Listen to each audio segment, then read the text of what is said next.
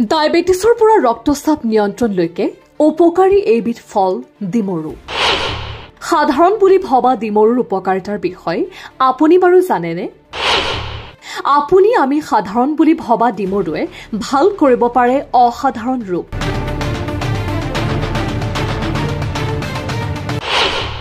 জানো আহক এইবিধ ডিমৰু ফলৰ উপকাৰী গুণসমূহ বাৰু কি কি?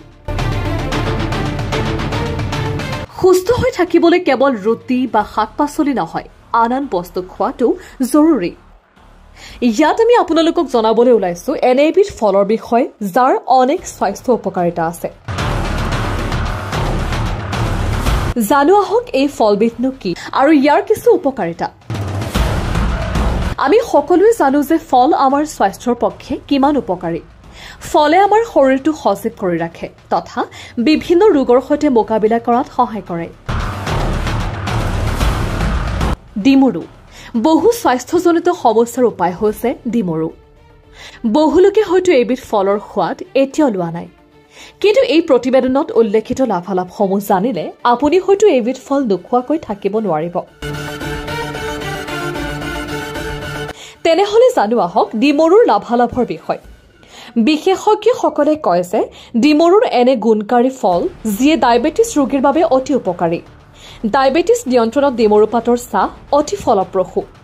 ইয়াক খালে বা পান কৰিলে শৰীৰত ব্লাড ছুগাৰৰ মাত্ৰা ঠিকেই থাকে। ডিমৰুত প্ৰটিন, উৰ্জা, carbohydrate, calcium, phosphorus, potassium, folate, magnesium আদি উপাদান থাকে। যদি আপুনি ইয়াক দৈনিকভাৱে গ্ৰহণ কৰে তেন্তে ই হাই বিপি নিয়ন্ত্ৰণত ৰখাত সহায় কৰে। প্ৰতিদিনে খালী পেটত তিয়াই থোৱা ডিমৰু আৰু ইয়াৰ পানী খালে ৰক্তচাপ নিয়ন্ত্ৰণত থাকে।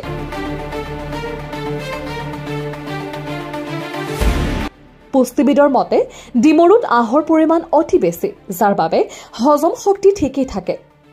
এণ্টিঅক্সিডেণ্ট গুণেৰে সমৃদ্ধ ডিমৰুত সুৰক্ষামূলক এণ্টিঅক্সিডেণ্ট গুণো আছে যি শৰীৰক সুস্থ কৰি ৰখাত সহায় কৰে।